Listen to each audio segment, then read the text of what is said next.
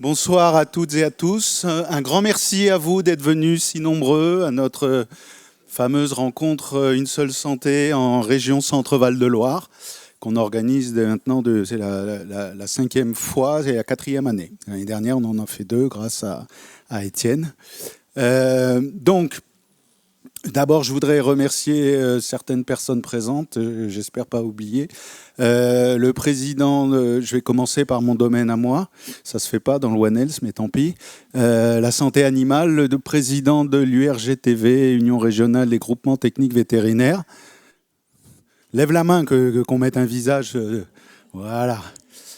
David Jumer, le président du syndicat régional, Laurent Lacouture, des vétérinaires libéraux, voilà.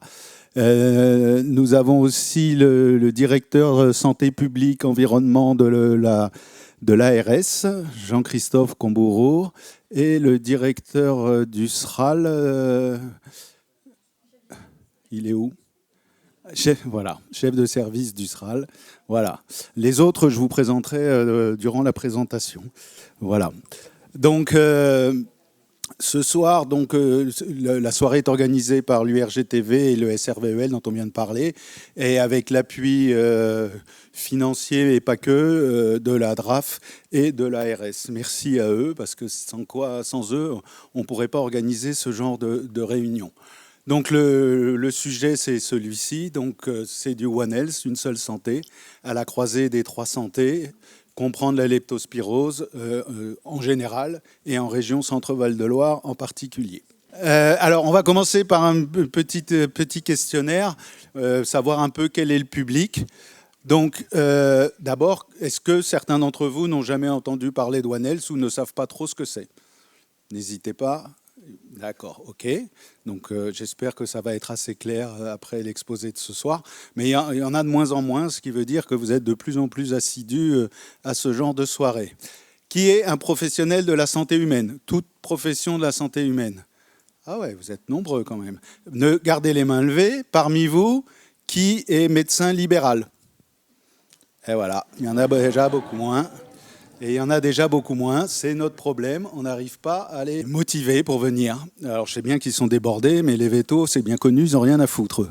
Alors, médecin hospitalier, voilà, il y en a quelques-uns, Étienne, Émeric, voilà, très bien, merci. Libéral, je l'ai déjà dit. Et infirmière, je crois qu'il y en a une, voilà, enchanté. C'est bien, c'est bien, c'est bien. Vous êtes plus nombreux que les médecins libéraux, dis donc. Pharmacien, pharmacienne. Non, bon, il va falloir qu'on travaille. Qui est professionnel ou bénévole de l'environnement ? Vous êtes ? Président de la section aquacole de GDS Centre. Très bien, enchanté. Qui est professionnel de la santé animale ? Aïe, aïe, aïe, aïe, aïe, aïe, aïe. Qui est vétérinaire ? Qui est vétérinaire libéral ? Oui, enfin les salariés, enfin praticiens, voilà. Qui est ASV ? Je sais qu'il y a des ASV. Ouais, 1, 2, 3, 4, 5, c'est bien. Merci beaucoup. Et puis, qui travaille dans une administration ? Il y en a quelques-uns aussi. Voilà, très bien. Bon. Tu travailles dans une administration, toi ? C'est un organisme. L'OVVT, c'est pas... L'OVVT, tu ne savais pas où te mettre ? Bon, d'accord. Alors, pour la définition d'une seule santé, One Health, maintenant, tout le monde s'accorde pour dire que c'est la définition qui a été formulée par l'OLEP en 2021. L'OLEP, c'est One Health High Level Experts, c'est les experts de haut niveau qui sont réunis par la FAO, l'OIE. Alors l'OIE, c'est plus l'OIE, c'est l'OMSA maintenant, c'est-à-dire l'OMS. Organisation mondiale de la santé animale et l'Organisation mondiale de la santé, mais à l'époque, ça s'appelait l'OIE. Et le PNUE, c'est le plan des Nations Unies pour l'environnement. Donc, le principe Une seule santé, c'est une approche intégrée unificatrice qui vise à équilibrer, optimiser durablement la santé des personnes, pas que, des animaux et des écosystèmes. Donc, voilà les 3 santés. Il reconnaît que la santé des humains, des animaux domestiques comme les animaux sauvages, les plantes, l'environnement en général, est étroitement liée et interdépendante. Donc, Les principes, comment on les aborde? Tout d'abord, on aborde les problèmes de santé dans leur globalité, en tenant compte donc des 3 santé. Et on parle surtout d'équilibre d'écosystème plus que de santé de l'environnement, parce qu'un environnement en bonne santé, c'est pas toujours très clair, tandis qu'un écosystème déséquilibré, on sait à peu près ce que c'est. Donc ce qui est important, c'est ça. On parle beaucoup dans One Health, on évoque beaucoup les silos, c'est-à-dire réfléchir en silos, ça veut dire chacun dans son domaine. Santé animale, santé humaine, santé de l'environnement, ou plutôt équilibre santé des écosystèmes. Donc il ne faut plus réfléchir de façon verticale, mais 2 choses importantes, c'est pluridisciplinaire, donc on va tous réfléchir, travailler ensemble, et transversal, avec équité et parité. C'est-à-dire que je suis désolé, mais ce n'est pas forcément la santé humaine qui doit être mise en avant. On doit aborder les problèmes au même niveau dans les 3 santés. C'est ce qui va nous permettre de mieux appréhender les problèmes et de mieux appréhender le concept une seule santé. En tenant compte évidemment des équilibres socio-économiques et socio-écologiques. Donc, encore faut-il connaître les différents acteurs des autres disciplines. C'est l'un des objectifs de la réunion de ce soir, c'est de pouvoir se rencontrer et discuter ensemble.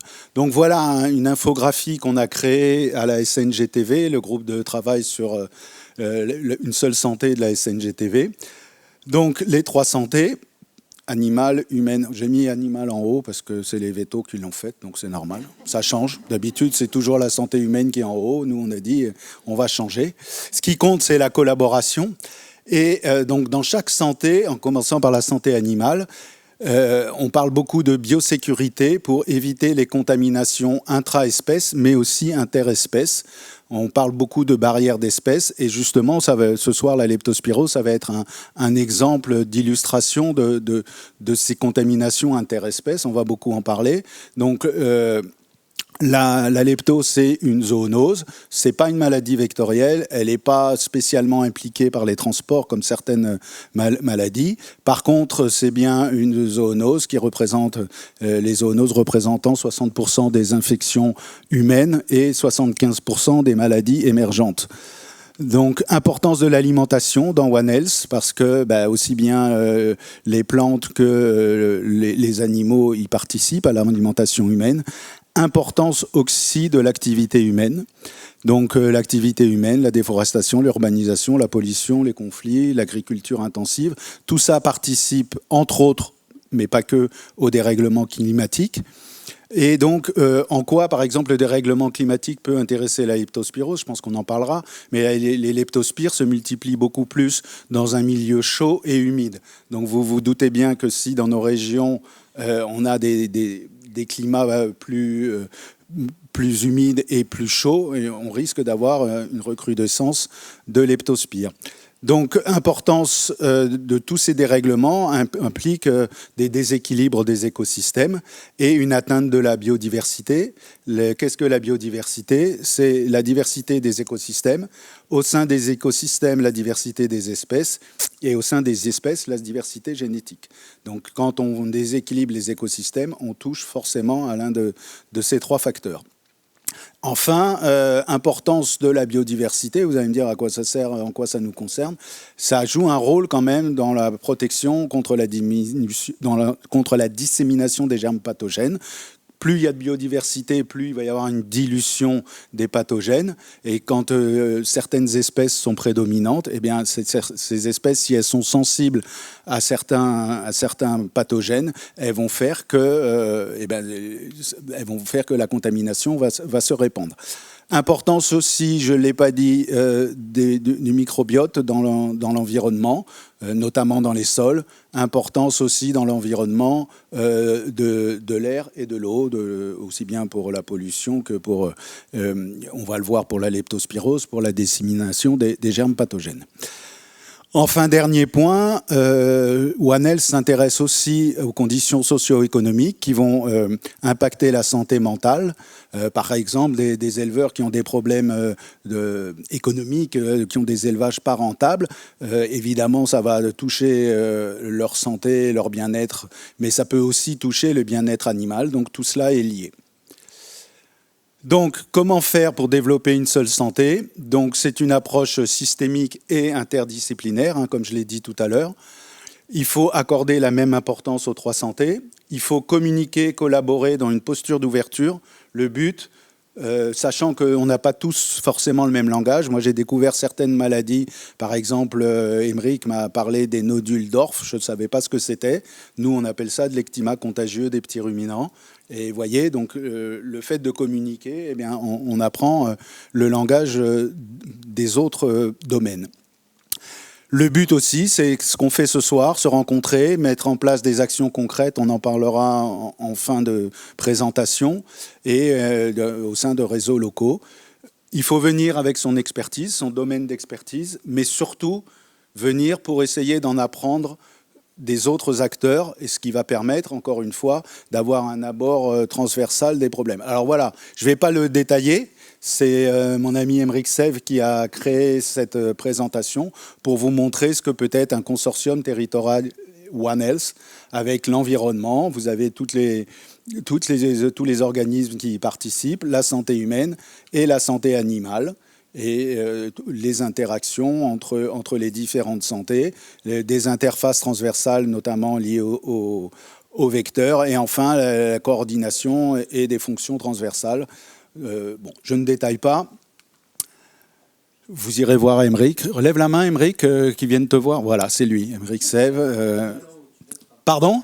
La santé animale en haut. Au centre. Au centre, bah oui, tu as raison.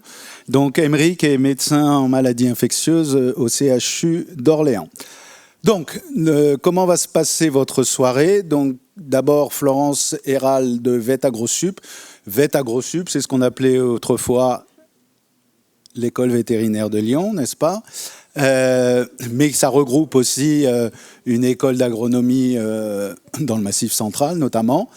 Donc, c'est le laboratoire de VET AgroSup et le laboratoire de référence pour les leptospiroses animales. Donc, vous aurez la chance d'avoir la spécialiste des leptospiroses animales.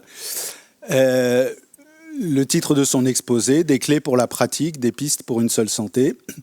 Ensuite, vous aurez un exposé d'Anouk Decor qui vous parlera de SAGIR, du réseau SAGIR et de la surveillance des maladies dans la faune sauvage. Donc, Anouk Decor de l'Office français de la biodiversité. Ensuite, le docteur Oclou du CHU d'Orléans vous parlera des leptospiroses en santé humaine. Et parallèlement, après cet exposé, l'ARS et Santé publique France vont évoquer par les voix d'Anaïg, de Vincent, j'ai coupé un peu ton nom, je suis désolé, Bréjon-Lamartinière et Nicolas Vincent de Santé publique France vont vous parler de données aussi bien nationales que régionales en santé humaine. Enfin, Thérèse Place conclura par des actions locales envisageables dans notre région. On aura aussi le témoignage d'une vétérinaire qui a été malade de leptospirose. Elle nous expliquera un peu tout cela tout à l'heure. Il y a aussi un chasseur, je crois, qui... Ah, c'est vous, voilà. Bon, bah, vous êtes aussi chasseur, alors. Ah, d'accord. Et c'est vous qui m'avez dit que vous l'aviez eu. Voilà. Donc, on aura 2 témoignages. J'espère qu'on aura un peu de temps pour les questions de la salle. Et puis, derrière, on pourra continuer les discussions autour d'un cocktail sucré. Donc, encore une fois, je remercie l'ARS et la DRAF pour leur aide et leur soutien. Alors, c'est pas fini. Savez-vous qui je suis ? Force du monde et mère du vivant, je suis partout. Chaque jour, à chaque seconde, je relie toute forme de vie. Je suis une arborescence, un réseau qui s'anime, une terre d'échange, une convergence. Souffle invisible, onde qui se propage. Je suis une énergie, un battement d'aile, un lieu de passage, un lien inaliénable entre les êtres et leurs milliers. Je suis une science, une vérité née de l'observation et du partage, unique voie portée par le dialogue, condition de l'équilibre et bien commun, indivisible par nature, Vous êtes, donc je suis. Une seule santé. C'est le petit film qui a été projeté lors du One Health Summit. Le One Health Summit, donc c'était en avril à Lyon. Ça a été initié par le président Macron qui a dit il faut qu'on fasse une grande manifestation One Health. Et il y avait jusqu'à 3000 participants à cette manifestation qui a été vraiment un grand succès, avec notamment un conseil scientifique sur une journée qui était passionnant. Voilà, il ne me reste plus qu'à vous souhaiter une bonne soirée et à passer la parole à Florence. La diapo, on la doit encore à Aymeric. Décidément, c'est un grand créateur.